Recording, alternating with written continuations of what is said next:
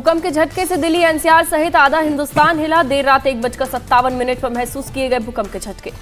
नेपाल के मणिपुर में भूकंप का केंद्र रहा। रिक्टर स्केल पर 6.3 आंकी गई भूकंप की तीव्रता। नेपाल में अब तक 6 लोगों की मौत की खबर। दोती जिले में एक मकान भी गिरा। नेशनल सेंटर फॉर सिस्मोलॉजी के मुताबिक जमीन के 10 किलोमीटर नीचे था भूकंप का केंद्र। नेपाल के पश्चिम क्षेत्र में पिछले 5 घंटों में भूकंप के 3 झटके महसूस किए गए। नेपाल के राष्ट्रीय भूकंप केंद्र ने खबर दी। हिमाचल प्रदेश चुनाव के पहले चरण के प्रचार का आखिरी दौर। पीएम मोदी बीजेपी के लिए करेंगे चुनाव प्रचार। पीएम मोदी 2 जनसभाओं को संबोधित करेंगे। पहली जनसभा कांगड़ा में सुबह 11 बजे होगी।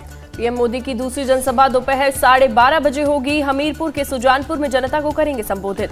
कांग्रेस अध्यक्ष मल्लिकार्जुन खड़गे भी आज संभालेंगे प्रचार की जिम्मेदारी। 2 जनसभाओं को संबोधित करेंगे। मल्लिकार्जुन की पहली जनसभा सुबह 11:30 बजे शिमला ग्रामीण के बनौती में होगी। दूसरी जनसभा नालागढ़ के पंजेरा में दोपहर 2:30 बजे होगी। सचिन पायलट भी कांग्रेस के लिए मांगेंगे वोट। शाम 6:30 बजे कसौली में करेंगे जनसभा। बीजेपी आज कर सकती है गुजरात विधानसभा के लिए उम्मीदवारों के नामों का ऐलान। आज शाम 6:30 बजे होगी केंद्रीय चुनाव समिति की बैठक। पीएम मोदी, पार्टी अध्यक्ष जेपी नड्डा, अमित शाह समेत सीईसी के सभी नेता बैठक में शामिल होंगे। गुजरात के सीएम भूपेंद्र पटेल और प्रदेश अध्यक्ष सीआर पाटिल भी करेंगे शिरकत। गुजरात बीजेपी कोर कमेटी की देर रात तक चली बैठक। जेपी नड्डा के आवास पर 3 घंटे तक उम्मीदवारों के नाम पर हुआ मंथन। बैठक में अमित शाह, सीएम भूपेंद्र पटेल, सीआर पाटिल समेत कोर कमेटी के सभी नेता मौजूद थे। सीईसी की बैठक में आज उम्मीदवारों के नाम पर लगेगी मुहर। सूत्रों के मुताबिक पूर्व सीएम विजय रूपाणी, पूर्व डिप्टी सीएम नितिन पटेल और सौरभ पटेल जैसे दिग्गजों का कट सकता है पत्ता। बीजेपी सूत्रों के मुताबिक हार्दिक पटेल, अल्पेश ठाकुर, नरेश पटेल और क्रिकेटर रविंद्र जडेजा की पत्नी रिवाबा जडेजा को बीजेपी दे सकती है टिकट।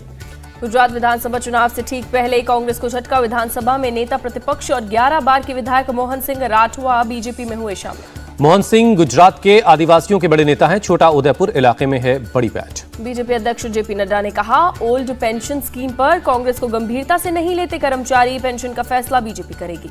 जेपी नड्डा ने कहा, बीजेपी रेवड़ी कल्चर पर भरोसा नहीं करती, लोगों के कल्याण से जुड़ा काम करती है। हिमाचल के सीएम का चुनावी वादा। राज्य में प्रेग्नेंट महिलाओं को 6,000 की जगह 25,000 दिए जाएंगे। हिमाचल के पालमपुर में सीएम योगी की रैली। कहा, कोई संकट आता है तो भारत की तरफ देखती है दुनिया। शिमला में सीएम योगी ने लोगों से पूछा, केंद्र में अगर कांग्रेस होती तो क्या कोरोना में लोगों का फ्री इलाज हो पाता। केंद्रीय मंत्री अनुराग ठाकुर ने हिमाचल प्रदेश के बिलासपुर में एक बस को दिया धक्का। हाईवे पर बस हो गई थी खराब। बस खराब होने की वजह से हाईवे पर लगा था जाम। ट्रैफिक जैम में फंसे थे केंद्रीय मंत्री का काफिला। शिमला में बोले सीएम अशोक गहलोत। कहा, कर्नाटक, हिमाचल और गुजरात में बीजेपी फेल, जनता कांग्रेस की तरफ देख रही है। छत्तीसगढ़ के सीएम ने बीजेपी पर ली चुटकी। कहा, हिमाचल में 68 विधानसभा सीटों में से 21 पर बीजेपी के बागी उम्मीदवार। हिमाचल में वोटिंग से पहले कांग्रेस को झटका। 26 कांग्रेसी कार्यकर्ता बीजेपी में शामिल हुए। प्रधानमंत्री नरेंद्र मोदी ने G20 के लोगो, थीम और वेबसाइट को किया लॉन्च। 1 दिसंबर से भारत G20 की अध्यक्षता करेगा। G20 की अध्यक्षता देश के लिए गर्व की बात। पीएम मोदी ने कहा, यह भारत की शक्ति और सामर्थ्य का प्रतीक है। 11 नवंबर को कर्नाटक जाएंगे पीएम मोदी। कैंप पेगोड़ा के मूर्ति में करेंगे अनावरण और कांस्य से बनी है 108 फीट ऊंची मूर्ति। रूस यूक्रेन जंग का बातचीत से निकलेगा समाधान। मॉस्को में रूसी विदेश मंत्री से बातचीत में भारत के विदेश मंत्री ने जोर दिया। भारत के विदेश मंत्री एस जयशंकर बोले, भारत और रूस स्वाभाविक दोस्त रिश्ते और मजबूत करने का प्रयास जारी। विदेश मंत्री एस जयशंकर ने कहा, प्रगति और समृद्धि पर बुरा असर डालते हैं आतंकवाद और जलवायु परिवर्तन। कर्नाटक हाईकोर्ट से कांग्रेस को राहत। भारत जोड़ो यात्रा का ट्विटर हैंडल ब्लॉक करने का आदेश किया रद्द। राहुल गांधी की यात्रा। महंगाई और बेरोजगारी के खिलाफ सीएम अशोक गहलोत का बयान। एमपी कांग्रेस चीफ कमलनाथ का दावा, भारत जोड़ो यात्रा में शामिल होने का कांग्रेस कार्यकर्ताओं पर दबाव नहीं। 18 से 30 नवंबर तक चलेगा बंगाल विधानसभा का शीतकालीन सत्र। स्पीकर विमान बनर्जी ने जानकारी दी।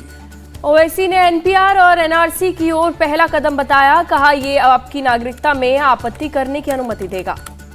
ज्ञानवापी में मिले शिवलिंग की पूजा के मामले में 14 नवंबर तक टाला गया फैसला। गुजरात के खेड़ा में रुई के गोदाम में लगी भीषण आग। गोदाम में रखे कॉटन के बंडलों की वजह से तेजी से फैली आग।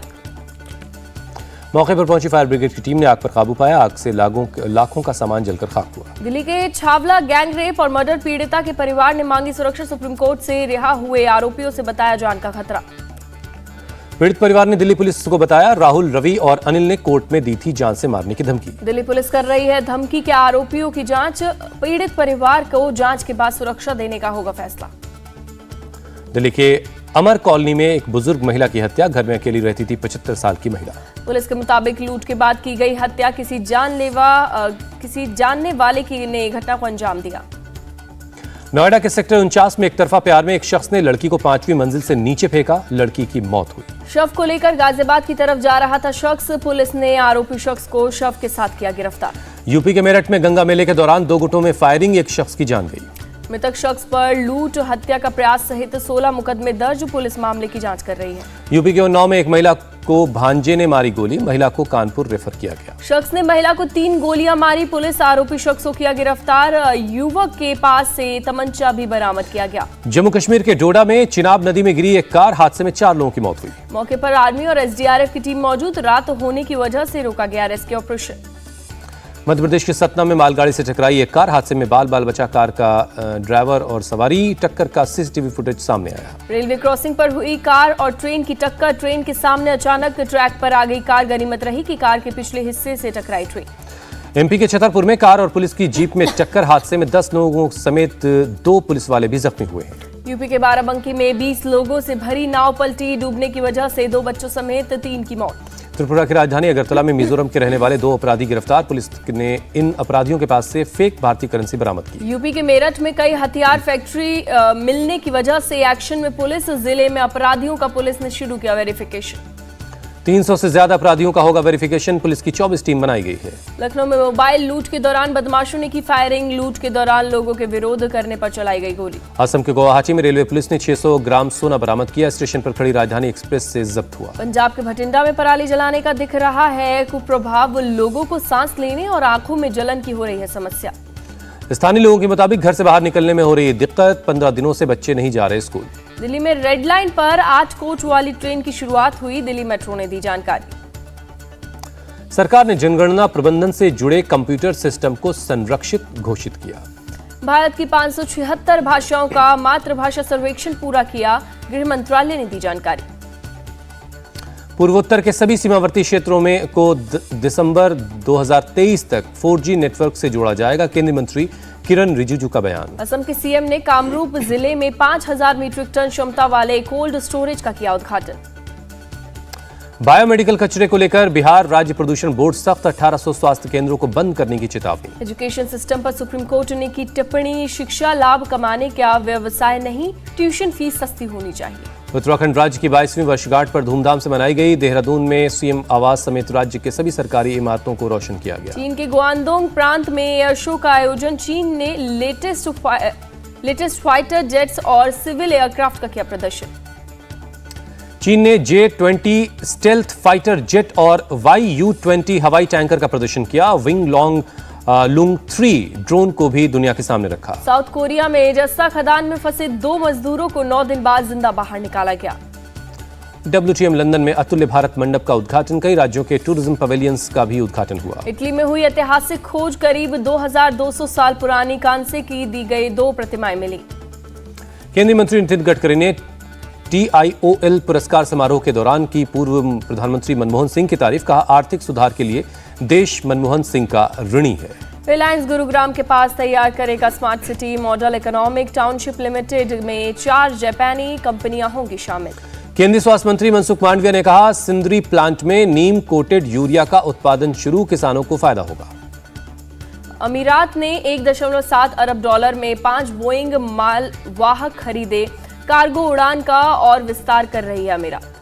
T20 वर्ल्ड कप का पहला सेमीफाइनल मुकाबला आज पाकिस्तान और न्यूजीलैंड के बीच सिडनी में दोपहर 1:30 बजे शुरू होगा मैच।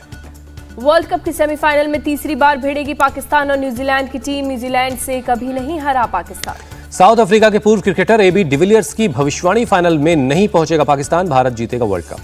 सूर्य कुमार की खुद से तुलना को डिविलियर्स ने ठहराया सही, कहा लगातार 2 से 3 साल तक बेहतर करने की जरूरत।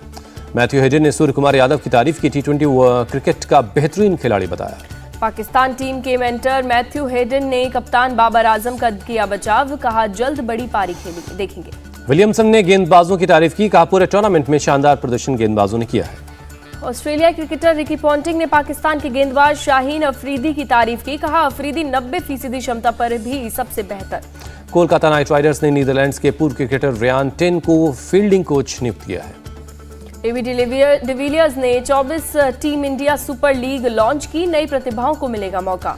ब्राजील ने कतर में होने वाले फुटबॉल विश्व कप के लिए 26 सदस्यों की टीम का ऐलान किया, 39 साल के डिफेंडर दानी एल्वेस को टीम में शामिल किया गया। गार्सिया ने सबालेंका को हराकर WTA फाइनल्स का खिताब जीता, 7-6, 6-4 से दी शिकस्त। भारतीय हॉकी टीम के खिलाड़ी हरमनप्रीत ने कहा, विश्व कप से पहले स्पेन के खिलाफ खेलने से टीम को मदद मिली। श्रीलंका क्रिकेट ने गुणथिलका मामले की जांच के लिए 3 सदस्यीय पैनल नियुक्त किया। प्रियंका चोपड़ा ने लड़कियों के प्रति मानसिकता में बदलाव पर जोर दिया, कहा पुरानी सोच का अंत होना चाहिए। रणवीर सिंह आईफा अवार्ड्स में करेंगे परफॉर्म, 10 फरवरी को अबुधाबी में होगा समारोह का आयोजन। विवेक ओबराय और सुनील शेट्टी की फिल्म धारावी बैंक का टीजर आउट हुआ, 19 नवंबर को MX प्लेयर पर फिल्म रिलीज होगी। इंडिया टीवी हर वक्त हर जगह डाउनलोड करने के लिए सर्च करें India TV news Google play store या ऐप स्टोर पर।